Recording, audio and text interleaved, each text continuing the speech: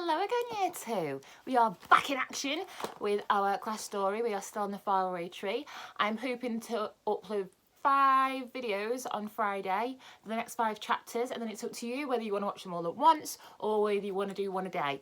And I'm hoping, fingers crossed, that I'm going to manage to put together a bit of a quiz for Friday as well, based on the chapters that we've read that week. Okay, so I'm going to get started straight away with the next chapter, A Shock for the Toys. How the children and the others ran. They knew well that if they were caught, they were put into the land of toys fort, and then the land of the toys would move away from the faraway tree, and goodness knows how long they might have to stay there. So they ran at top speed. Franny fell behind a little, and Jo took her hand to help her along. Panting and puffing, they raced down the streets of the land of toys, trying to remember where the hole was that led down through the cloud to the faraway tree. Jo remembered the way. He led them all to the hole, and there was the ladder. Thank goodness. Down you go, cried Jo to Silky, Beth and Franny. Hurry, get into Moonface's room quickly. And down the girls went, and then Rick, Moonface, Saucepan and Jo. Jo only just got down in time because a big teddy bear had almost caught them up, and as Jo went down, he reached out and tried to catch Jo's shirt. Oh, Jo jerked himself away. His shirt tore, and he half slid, half climbed down the ladder to safety. Soon he was in Moonface's house with the others. But what was this? The toys did not stay up in their land. They poured down the ladder after the children and their friends. They're coming in here, yelled Moonface. Oh, why didn't we shut the door? But it was too late to shut the door. Wooden soldiers, teddy bears and dolls poured into Moonface's funny round room, and Moonface, quick as a flash, pushed them all towards the middle of his room. Why? What's in the middle of his room that might help them? The opening of the slippery slip was there, and one by one all the surprised toys fell into the hole and found themselves sliding wildly down the inside of the tree. As soon as Jo and the others saw what Moonface was doing, they did the same. Down you go, said Jo to a big teddy bear, giving him a big old push, and down he went. Push for you, yelled Jo to the big rag doll, and down the slide went the doll. Soon the children could do no more pushing because they began to giggle. It was so funny to see the toys rushing in and then being pushed down the slide, shrieking and kicking. But after a while, no more toys came, and Moonface shut his door. He flung himself on his curved bed and laughed till tears ran down his cheek. What will the toys do? Jo asked at last. Climb back up the tree to the land of toys, said Moonface. We'll see them out my window. They won't cause us any more trouble. After about an hour, the toys began to come past Moonface's window slowly, as if they were tired. Not one of them tried to open the door and get into Moonface's house. They're afraid that if they don't get back into that land at once, it'll move away, said Silky. Let's sit here and watch them all and have a few Google buns and popcakes. I'm so sorry to have caused all this trouble, said the saucepan man, and I didn't bring back anything to eat either. You see, I really thought that when we got to the land of toys, it was the land of goodies, because one of the first things I saw was that shop selling toffee. And in the land of goodies, you can just take anything you like without paying for it. So, of course, I went right into the shop and began to empty some toffees out of a box. And that's why they put me into jail. It was dreadful. Oh, I was glad to hear Jo singing. I knew at once that you tried to rescue me. This was a very long speech for Saucepan to make. He looked so unhappy and sorry that everyone forgave him for making such a silly mistake. Cheer up, Saucepan, said Moonface. The land of goodies will come along soon, and then we'll all go and visit. It's not just you, and then we'll have the biggest feast we've ever had. But do you think we should? Began Jo. Honestly, we seem to be getting into a fix every time we go up that ladder.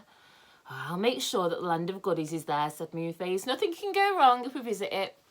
Don't be afraid. I must say, Jo, you and Rick and Saucepan look very grand in your soldiers' uniforms. Are you always going to wear them? Oh, I forgot we haven't got our proper clothes, said Jo. Mother will be cross if we leave them in the land of toys. We left them under a bush near the fort. And I left my lovely kettles and saucepans in the fort, said Saucepan in a sad voice. I feel funny without them. I don't like being a soldier. I want to be Saucepan Man. I'd like you to be our dear old saucepan man too, said Silky.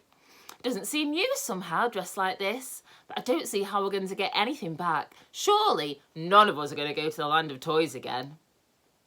Just then, 3 sailor dolls, last of all the toys, came climbing slowly up the tree. They were crying. The sailor clothes were torn and soaking wet. Moonface opened his door. "What's the matter?" he asked. "What's happened to you?" "Awful things," said the first sailor. "We were climbing up the tree when we came to a window and we all peeped in and a very angry pixie flew out at us and pushed us all off the branch. The faraway tree was growing thorns just there and they tore our clothes to bits. And then a whole lot of washing water came pouring down the tree on top of us and soaked us. So we feel dreadful. If only we could get some new clothes." "Listen," cried Joe suddenly. "How would you like to have our soldier uniforms? They're quite new and they're very good." "Oh," said all the sailor dolls together. "We'd love that. Would you really give us those? We'll get into trouble if we go back to the land of toys like this." "Well, if you give them, we'll give you them on one condition," said Joe. "You must find our things in the land of toys and throw them down the ladder to us. We'll tell you where they are."